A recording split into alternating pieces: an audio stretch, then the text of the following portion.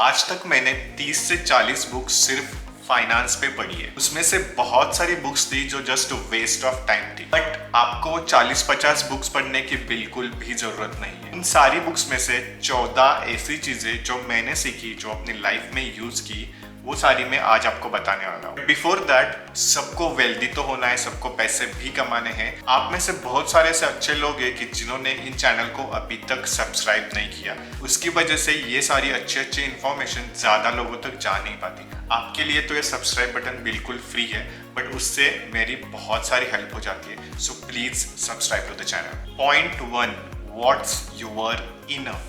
ये एक बहुत ही बेसिक क्वेश्चन है, बट शायद इस क्वेश्चन का अगर आप किसी से भी या खुद से भी पूछोगे तो आपको शायद इस क्वेश्चन का आंसर भी बिल्कुल पता नहीं होगा कि व्हाट्स योर इनफ, आपको कितने पैसों की जरूरत है। आपने कभी इसके बारे में सोचा है? शायद अभी तक किसी ने सोचा भी नहीं। आप ऐसे कुछ भी आंसर दे दोगे कि यार मेरे पास 10 करोड़ आ गए, मेरे पास 20 करोड़ आ गए तो अच्छी लाइफ होगी, सबसे ज़्यादा पैसे आ गए तो अच्छी लाइफ होगी।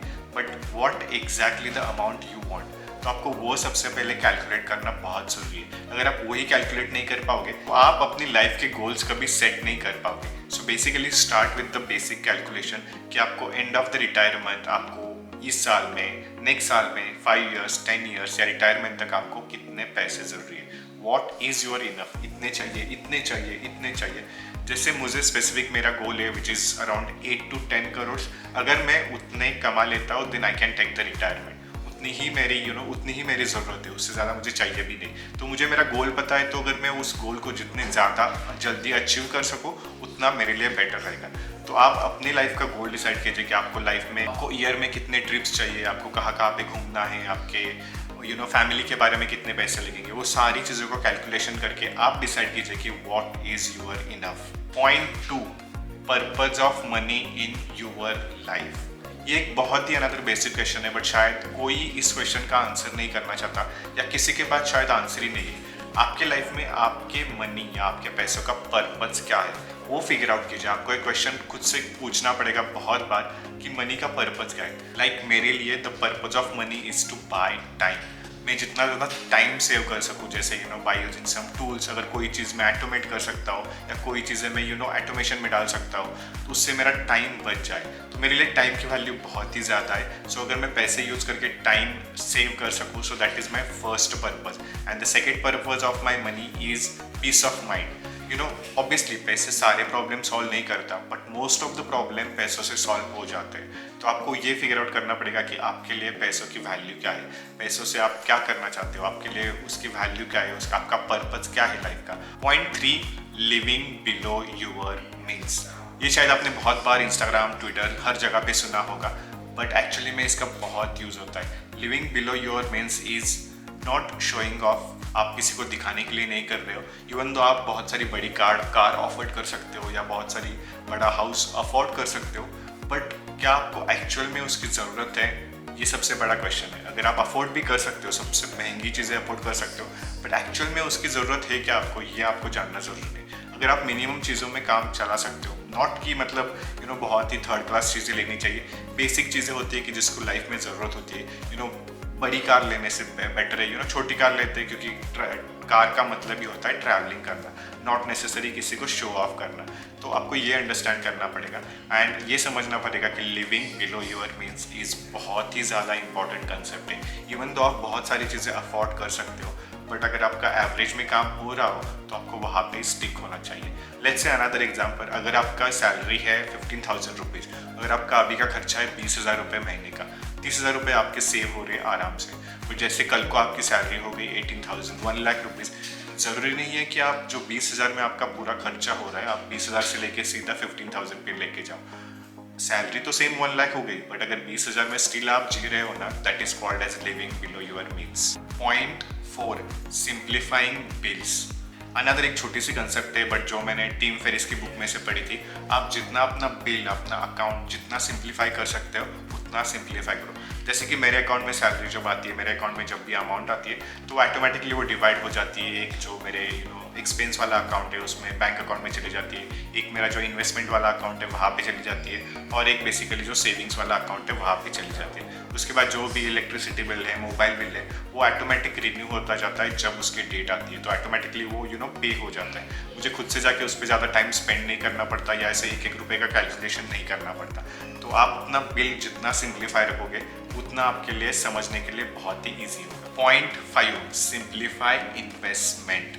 अनदर इंपॉर्टेंट पॉइंट, जैसे कि बहुत लोग तो इन्वेस्टमेंट करते भी नहीं है। अगर आप इन्वेस्टमेंट करते हो तो मैं सजेस्ट करूंगा वो भी सारी चीज़ें ऑटोमेट कर दो। जैसे ही आपके अकाउंट में सैलरी आ जाती है तो ऑटोमेटिकली उसमें से एक पोर्शन इन्वेस्टमेंट के अकाउंट में जाना चाहिए। अगर आप ये कर देते हो तो आपको हर महीने ऐसे देखना नहीं पड़ेगा कि यार इस महीने मुझे इतने इन्वेस्टमेंट करनी है, इस महीने मुझे इतने इन्वेस्टमेंट करनी है। तो आपको मैन्युअली सारी चीज़ें नहीं करनी पड़ेगी, वो सारी चीज़ें ऑटोमेट अगर आप कर देते हो तो आपकी लाइफ का एक बहुत बड़ा टेंशन चला जाता है कि आपको पता है कि हर महीने के 5 तारीख को ऑटोमेटिकली मेरी इतनी इन्वेस्टमेंट जाएगी, हर महीने के 5 तारीख को इतनी ऑटोमेटिकली मेरी सेविंग जाएगी, तो मुझे उस चीज़ के बारे में ज़्यादा टेंशन नहीं लेना पड़ेगा। Point 6, planning for the future. Another important topic जो मैंने बहुत सारे बुक्स में से पढ़ा था, हर कोई बुक यही कहता है कि आपको फ्यूचर के लिए प्लान करना बहुत ही ज़रूरी है। थ्रू इमरजेंसी फंड हो, इन्वेस्टमेंट्स हो, किसी भी चीज़ से हो, बट आपका प्लानिंग होना चाहिए। सब लोग कहते हैं कि YOLO, you live only once, spend all your money, but कितना भी आप बोलो, इमरजेंसी आने के बाद या लाइफ जब एक कोई यू टर्न ले लेती है या लाइफ में कोई बड़ी मुसीबत आती है तो money is the only thing, I mean money is one of the thing that can save you. Most of the जगह पे जैसे हॉस्पिटल का खर्चा हो, कुछ भी आया हो, तो money can solve that problem. So plan for your future कि आपको 1 साल के बाद लेट्स से कोई प्रॉब्लम आ गई तो आपके पास उतना फंड होगा क्या। लेट्स से आपका कल का जॉब चला गया तो what you will do we have that much of saving, do you have that much of emergency fund in your account. तो ये सारी चीज़ों का कैलकुलेशन करना बहुत ज़रूरी है और इसकी बेबी स्टेप्स लेना जरूरी है। नॉट नेसेसरी कि आप एक ही दिन में सारा फिगर आउट कर लोगे, but it's a very basic step जो आपको जब आप जितना करते जाओगे तब आपको समझ में आएगा। वो कहते हैं there is this one quote, बूंद बूंद से सागर बनता है। तो वैसे ही बूंद बूंद अगर आप सारे मिलाते जाओ तो आपकी भी इन्वेस्टमेंट स्ट्रांग हो जाएगी, इमरजेंसी फंड स्ट्रांग हो जाएंगे, सारी मनी रिलेटेड प्रॉब्लम सॉल्व हो जाएगी। Point 7, delayed gratification. इसके ऊपर मैंने बहुत बार इंस्टाग्राम पे बात की है, इवन तो किसी यूट्यूब वीडियो में भी बहुत बार मैंने बात की है। डिलेड ग्रेटिफिकेशन बेसिकली होता क्या है, आपको लेट्स से कि आपने कोई अमेजन पे चीज़ देखी या कोई नया मोबाइल आया, नया लैपटॉप आया, आपको लगता है कि यार मुझे इमीडिएटली बाय करना चाहिए, बट क्या वो आपको ज़रूरी है? क्या उसके बिना आप जी सकते हो?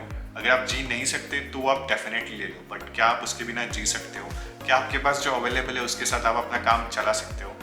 Yes, then do not go for it. Basically मैं क्या करता हूँ, जैसे मेरे को भी ऐसे होता है कि यार नया फ़ोन आया चलो ले लेते, नया कैमरा आया ले लेते, नया कहाँ पे तो कुछ तो है चलो जाते, बट मैं उसके बाद 2 वीक के लिए वेट करता हूँ। 2 वीक के लिए मैं उस पर ज़रा भी फोकस नहीं करता, देखता भी नहीं क्या है उसमें, क्या क्या चीज़ है, कुछ भी नहीं चेक करता। एंड 2 वीक के बाद भी मुझे लगा कि यार नहीं, मुझे अभी भी उसकी ज़रूरत है या उसके बिना मेरा काम नहीं हो रहा, then I go for it, otherwise I skip it. और 2 वीक में आपको पता चल जाता है कि यार ये चीज़ से इतना मुझे फ़र्क पड़ने वाला है नहीं, तो आप डेफिनेटली उसको आप स्किप कर देते हो। तो इसको कहते हैं basically delayed gratification. 8 is balance. Balance होना बहुत ही ज़रूरी है लाइफ में। Balance in terms of the money, balance in terms of the peace of the mind, balance in terms of the mental health, balance in terms of your family, friends, relationship, food. Almost हर चीज़ में आपको balance figure out करना पड़ेगा। ऐसे ना हो कि आप बहुत ही ज़्यादा पैसों के पीछे काम कर रहे हो बट आपकी मेंटल हेल्थ बहुत ही वाहियात हो चुकी है, आपकी फिजिकल हेल्थ बहुत ही डाउन जा चुकी है, आपके डार्क सर्कल्स बहुत ही बढ़ रहे हैं, आपके बहुत सारे ऐसे प्रॉब्लम्स हो रहे हैं। तो this is not called as a balance. Balance होना बहुत ही ज़रूरी है। इवन दो आप लेट्स से कि 10,000 रुपीज़ कम कमा रहे हो, बट अगर आपकी लाइफ में बैलेंस है तो आप बहुत बेटर जी सकते हो, क्योंकि अल्टीमेटली इसका डाउनफॉल शुरू होता है। जैसे कि आपने बहुत ही पैसों के लिए काम करना शुरू कर दिया बट आप स्ट्रेस बहुत ले रहे हो, आपको डायबिटीज़ हो सकता है, ब्लड प्रेशर के प्रॉब्लम आ सकते हैं, कैंसर के प्रॉब्लम आ सकते हैं, स्क्रीन की वजह से आँख का प्रॉब्लम आ सकता है, तो इससे बहुत सारे प्रॉब्लम हो सकते हैं। एक साइड पे आप पैसे ज़रूर कमा रहे हो बट ये प्रॉब्लम सारे शुरू हो गए तो ये सारे पैसे आपको यहाँ पे डालने पड़ेंगे और अल्टीमेटली उसका ज़्यादा कुछ फ़ायदा भी नहीं होगा। उससे आपके फैमिली को प्रॉब्लम भी होगा कि फैमिली को हमेशा आपकी टेंशन रहेगी या फ्यूचर फैमिली को भी टेंशन रहेगा। तो बेसिकली फिगर आउट करो कि आपका बैलेंस क्या है, आपको कितने पैसे इनफ है। अगर आप ये स्टेप बाय स्टेप सारी चीज़ें लाइफ में अप्लाई करोगे तो आपको बहुत सारी चीज़ें सॉर्ट आउट हो जाएगी। So having a balance is really important. Point 9, take care of your own things. Basically what I wanted to say here is, आप बहुत सारी चीज़ें फर्स्ट टाइम खरीदते हो, जैसे कि आपने न्यू कार खरीदी या न्यू मोबाइल खरीदा, न्यू लैपटॉप खरीदा या बहुत सारी थोड़ी बहुत एक्सपेंसिव चीज़ें खरीदी। ज़रूरी नहीं है कि उसके बाद आने वाली नेक्स्ट एक्सपेंसिव चीज़ आपको खरीदनी ही चाहिए। अगर आप उसी चीज़ का अच्छे से ध्यान रख सकते हो, जैसे कि मेरा ही कैमरा है, मैंने लिया तो 2000 अराउंड 18-19 में एंड 2023 चल रहा है, स्टिल मेरे पास ये कैमरा है एंड मैं उसी कैमरा से शूट कर रहा हूँ। इवन तो उसके बाद बहुत सारे अच्छे अच्छे कैमरेज आए, बहुत सारी चीज़ें अपग्रेड हुई, but still I am taking care of my own camera and shooting from that camera only. तो आपको भी ये फिगर आउट करना पड़ेगा कि आपको किस चीज़ों का ख्याल रखना है जो आपको एक बड़ा ब्रिज बन सकती है आपके पोर्टफोलियो में या मनी में। तो बेसिकली वो सारी चीज़ें फिगर आउट करो और take care of those thing, जैसे खुद की बॉडी की केयर करते हो, मेंटल हेल्थ की केयर करते हो, तो उसी चीज़ की भी टेक केयर करना शुरू करो। Point 10, don't screw your future for now. This is a very basic principle of money, यानी basically don't screw your future से का मीनिंग क्या होता है कि अननेसेसरी लोन्स लेना, अननेसेसरी चीज़ें फ्यूचर से अभी लेना। जैसे अभी क्रेडिट कार्ड में भी यूज़ करता हूँ, बट कुछ लोग क्रेडिट कार्ड का गलत यूज़ भी करते हैं, उनको पता नहीं होता कैसे यूज़ करते हैं, या अननेसेसरी बहुत बड़ा लोन लेना। इंडिया में this is a kind of a concept कि जहाँ पे लोग 50 लाख 60 लाख का घर के ऊपर लोन लेते हैं एंड 20 साल के लिए नेक्स्ट उसके EMIs वगैरह देते रहते हैं। बट थोड़ा मेरा बिलीव अलग है, या आई डोंट बिलीव, मैं शायद इन्वेस्टमेंट वगैरह इसमें ज़्यादा फोकस करता हूँ। तो this is what the meaning of this sentence is, आप फ्यूचर से पैसे अभी मत दो। That is the most important thing to understand. अगर आप फ्यूचर से अभी पैसे ले रहे हो और अगर आपके साथ अभी कुछ हो जाता है, ना आप अभी के पैसे दे पाओगे ना आप फ्यूचर के पैसे दे पाओगे। तो इम्पॉर्टेंट थिंग टू अंडरस्टैंड कि do not take money from your future self. अगर आप कोई चीज़ के लिए ले रहे हो जो बहुत छोटी बहुत रकम है, आपको पता है कि आपके पास इतने पैसे हैं, then that is fine, but आपके फ्यूचर को प्रॉब्लम आए ऐसी चीज़ें अभी मत करो। Point 11 is getting the most of the things. As always हमने डिलेड ग्रेटिफिकेशन की बात की, things to take care of बात की, तो ये भी उसी का कंसेप्ट है, getting the most out of all of the things that is available for you. जैसे मैंने कैमरा का एग्जांपल दिया था कि I am using the same camera since last 3-4-5 years.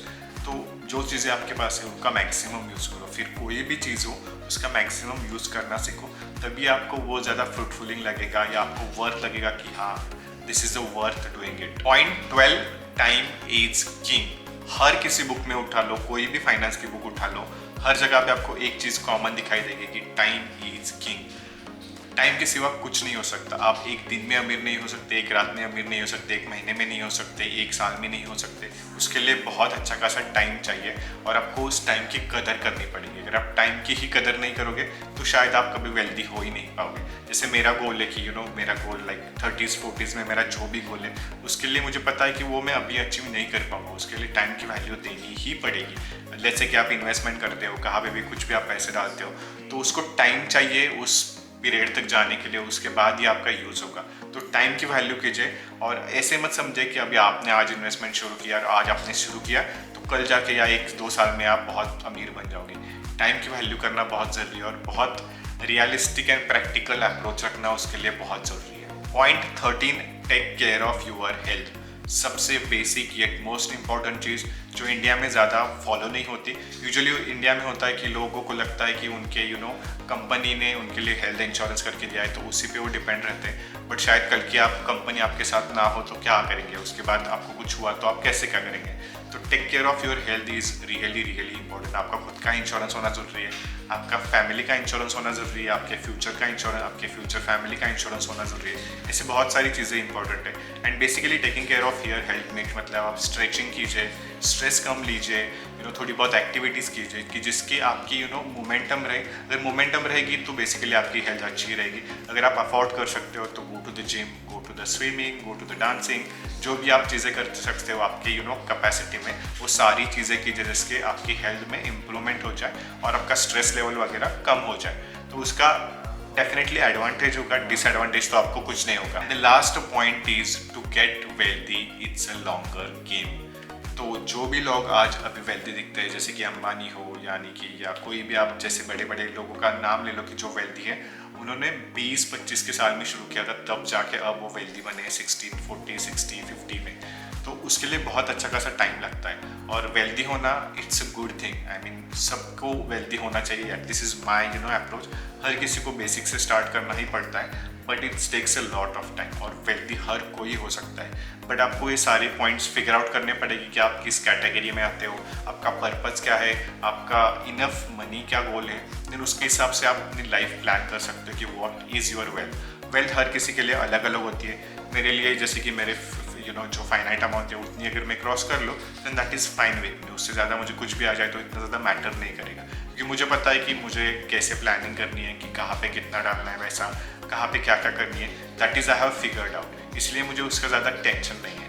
But अगर आपके पास ये सारी चीज़ें नहीं है तो आपको ये फिगर आउट करना पड़ेगा एंड ये समझना पड़ेगा कि वेल्दी होना एक लॉन्ग टर्म गेम है। आपको एक साल में कोई वेल्दी नहीं बना सकता, और अनलेस एंड अनटिल आपको जैकपॉट लगे, बट वो बहुत ही रेयर केस है, तो वो तो होना मुश्किल है।